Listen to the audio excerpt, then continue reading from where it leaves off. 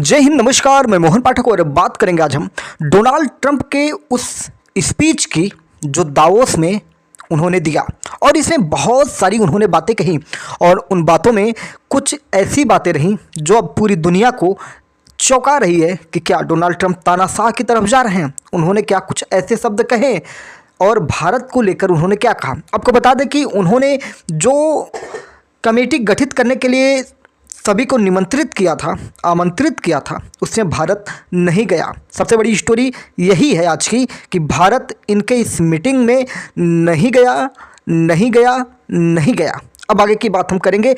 और एक बात बता दें, डोनाल्ड ट्रंप ने जो ये दावा किया था कि हम ग्रीनलैंड पर कब्जा कर लेंगे, ये कर लेंगे, वो कर लेंगे, उससे भी ये 4 कदम पीछे हट चुके हैं, क्योंकि यूरोपीय देश जो हैं इनका लगातार विरोध कर रही हैं। तो आइए जानते हैं कि दावोस में डोनाल्ड ट्रंप ने क्या क्या कहा। उन्होंने इस भाषण में डेनमार्क से ग्रीनलैंड हासिल करने की अपनी इच्छा के बारे में बात की, जिसे उन्होंने एक छोटी सी मांग बताया। अभी वो हटीले बने हुए हैं, वो मांग रहे हैं कि हमको दे दो भैया, दे दो।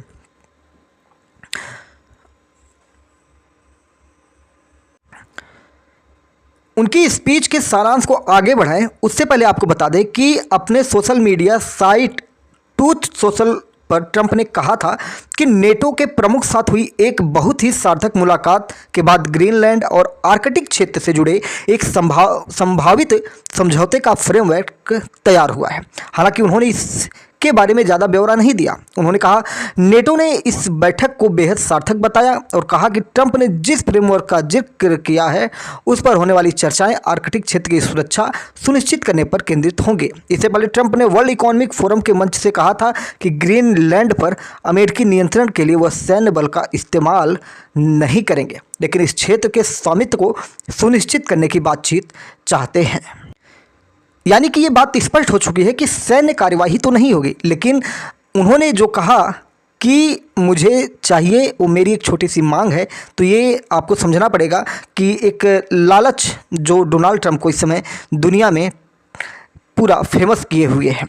उन्होंने नेटो में अमेरिका के योगदान और चीन में विंड एनर्जी के बारे में भी बातें कही। उन्होंने 1 घंटे से ज़्यादा समय तक चले अपने भाषणों में कई सारी चीज़ों की बात की और उसमें उन्होंने कहा कि जो हमारी इच्छाएं हैं ग्रीनलैंड को लेने की, उनसे हम पीछे हटेंगे नहीं।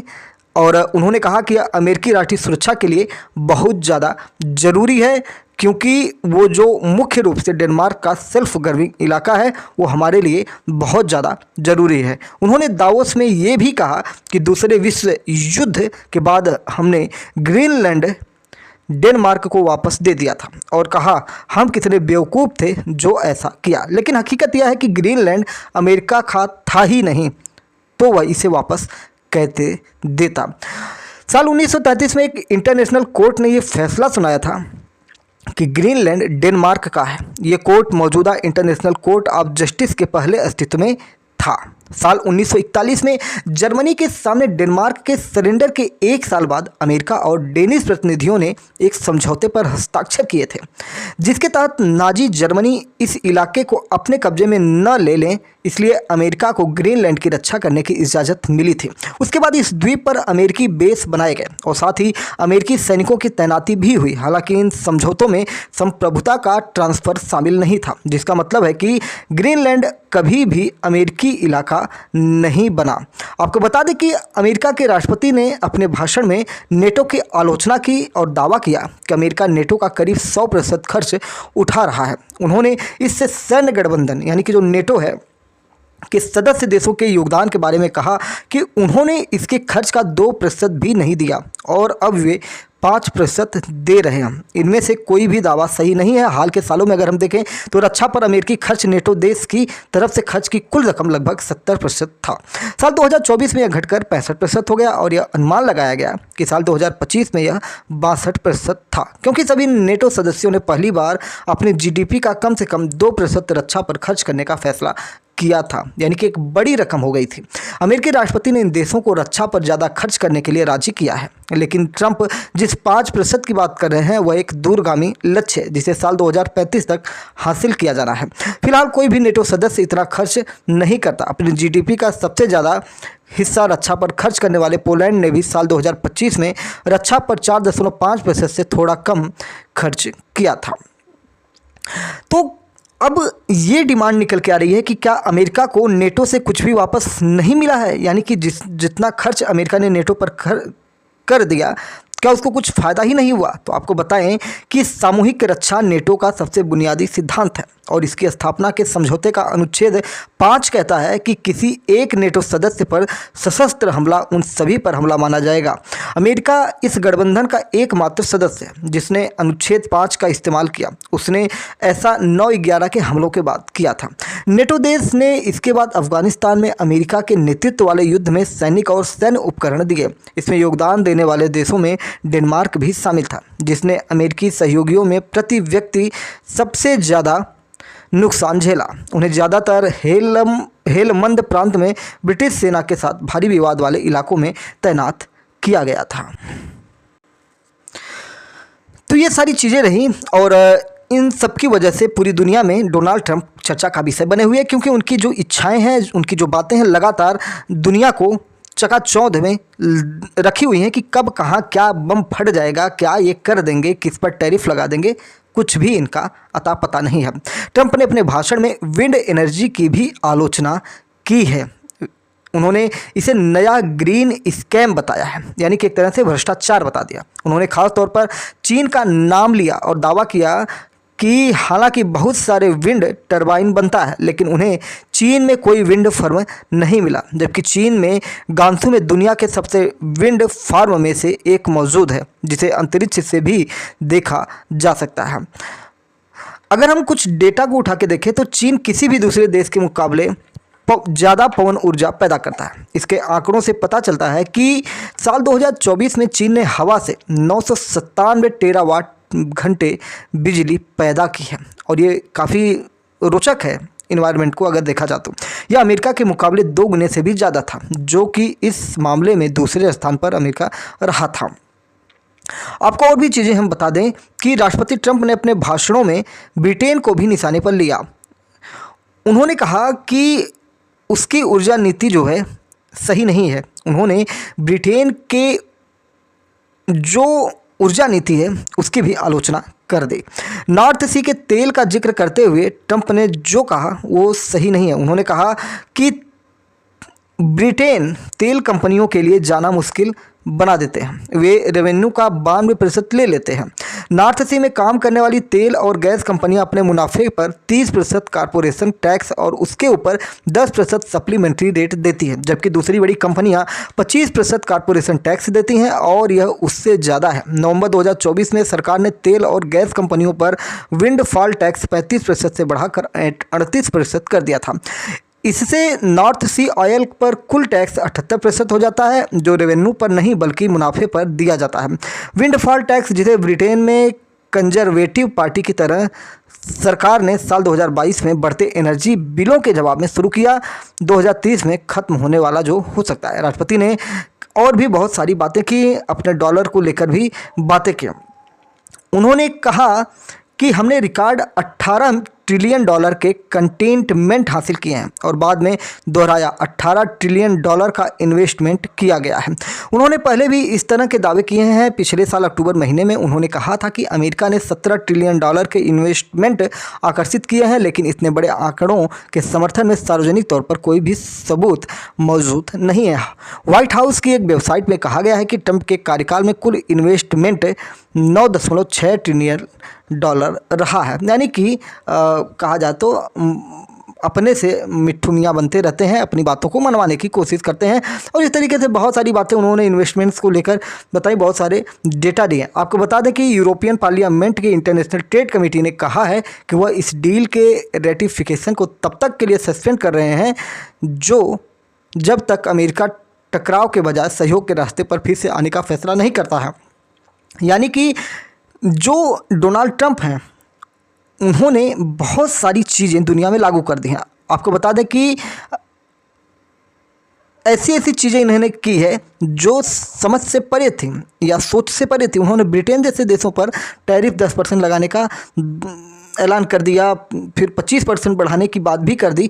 यानी कि सारी चीज़ें इतनी हैं कि डोनाल्ड ट्रंप किस हद तक जा रहे हैं वो कोई भी जान नहीं सकता है। सब मिला जुला कर डोनाल्ड ट्रंप का जो भाषण था वो मित्रता कम नफरत ज़्यादा दिखा रहा था और लोगों को जोड़ना कम तोड़ने की बात ज़्यादा कर रहा था। हर जगह, हर बात में, हर स्पीच में उनकी सिर्फ ये दिख रही थी कि भैया हम ही हैं बॉस और कोई इस दुनिया में है वे नहीं। अगर कोई हमसे ज़्यादा कुछ कर रहा है तो उसको हम किसी ना किसी बहाने दबाने की, तोड़ने की, रोकने की कोशिश करेंगे। फिलहाल आपको बता दें कि इस डोनाल्ड ट्रंप के इस कार्यक्रम में भारत ने कोई मतलब शिरकत नहीं की। जो भी इनका कार्यक्रम चल रहा था जिसमें दुनिया भर के लोगों को बुलाया, हाँ पाकिस्तान वहाँ पे पहुँचा था और पाकिस्तान की वजह से जो लोग गए भी थे उनका भी मन थोड़ा सा खटास हो चुका था। आपको बता दें कि जिस बोर्ड ऑफ पीस की हम अभी चर्चा कर रहे हैं कि भारत नहीं जा रहा, इसमें नहीं गया, तो इसमें जो है टाइम्स ऑफ इजराइल है उसने लिखा है या उसने ये जानकारी साझा की है कि बोर्ड ऑफ पीस के ड्राफ्ट चार्टर में गाजा का नाम तक नहीं लिखा है। इसमें लिखा है कि उन पुरानी संस्थाओं और तरीकों से हटकर चलने की हिम्मत दिखानी होगी जो पहले नाकाम हुए हैं। चार्टर में एक तेज और असरदार अंतर्राष्ट्रीय शांति संस्था की ज़रूरत बताई गई है। यानी कि चार्टर की बातों को अगर हम लें कि बोर्ड अस्थायी शांति लाने के लिए काम करेगा, उन इलाकों में तो सक्रिय रहेगी जहां संघर्ष चल रहा है, बल्कि जिन इलाकों में संघर्ष होने का खतरा है वहां भी बोर्ड काम करेगा। इसमें यह परिभाषित नहीं किया गया है कि संघर्ष होने के खतरे से क्या आशय है। यानी कि बहुत सारी चीज़ें हैं जो इसमें क्लियर नहीं है और भारत बिना क्लियरिटी के वहाँ पे जाने की कोशिश नहीं करता। इसके अलावा बोर्ड डोनाल्ड ट्रंप की व्यक्तिगत अध्यक्षता में काम करेगा, ये सबसे बड़ी बात इसमें है।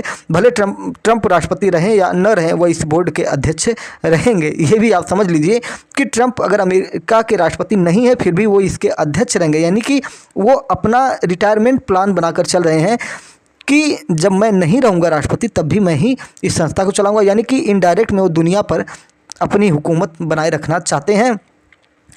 अध्यक्ष को तभी हटाया जा सकता है जब वह खुद इस्तीफा दें या कार्यकारी बोर्ड के सभी सदस्य उन्हें अयोग्य घोषित करें। हालांकि कार्यकारी बोर्ड में ज़्यादातर ट्रंप द्वारा चुने हुए ही लोग हैं तो इससे उनको फ़ायदा होने वाला है। इजराइल को अमेरिका के इस बोर्ड ऑफ पीस के सदस्यों पर आपत्ति थी। इजराइल ने कहा है कि बोर्ड के गठन से जुड़ी शुरुआती बातचीत में उसे शामिल नहीं किया गया। इसका गठन इजराइल के अधिकारियों के से बगैर समन्वय किए हुआ है। हालांकि बाद में इजराइल ने बोर्ड में शामिल होने के न्योते को स्वीकार भी कर लिया था। और बहुत सारी चीज़ें हैं जो आप जानते रहेंगे, समझते रहेंगे और जिससे ये आपको समझ में आएगा कि जो डोनाल्ड ट्रंप हैं वो इस समय आवारा पगला दीवाना बनके पूरी दुनिया में अपनी ही बात मनवाना चाह रहे हैं। जो उनके मन में आ रहा है वही करवाना चाह रहे हैं। उन्हें किसी से कोई फ़र्क नहीं पड़ता कि हमको कौन क्या कह रहा है, क्यों कह रहा है, उनको किसी से मतलब नहीं है। लेकिन इन सारी चीज़ों के बीच में अगर हम एक चीज़ देखें तो वर्ल्ड इकोनॉमिक फोरम में कनाडा के प्रधानमंत्री मार्क कार्नी ने जो भाषण दिया है उसमें अमेरिकी दबदबे वाले वर्ल्ड ऑर्डर को आईना दिखाने के रूप में देखा जा रहा है। उन्होंने वर्ल्ड इकोनॉमिक फोरम को संबोधित करते हुए कहा कि ताकतवर देशों की प्रतिद्वंदिता में मिडिल पावर वाले देशों के सामने दो विकल्प हैं, या तो समर्थन पाने के लिए आपस में होड़ करें या साहस के साथ एक तीसरा रास्ता बनाने के लिए साथ हैं। भारत समेत दुनिया के बाकी देशों को लग रहा है कि अभी चुप रहना ज़्यादा बेहतर है। दूसरी तरफ कनाडा के प्रधानमंत्री को लग रहा है कि मौजूदा विश्व व्यवस्था में कोई संक्रमण नहीं बल्कि विध्वंस की स्थिति है और झूठ का पर्दा हट रहा है। मार्क कार्नी खुलेआम कह रहे हैं कि पुरानी व्यवस्था वापस नहीं आएगी और इसका शोक नहीं मनाना चाहिए बल्कि नई और इंसाफ सुनिश्चित करने वाली वैश्विक व्यवस्था के लिए काम शुरू कर देना चाहिए।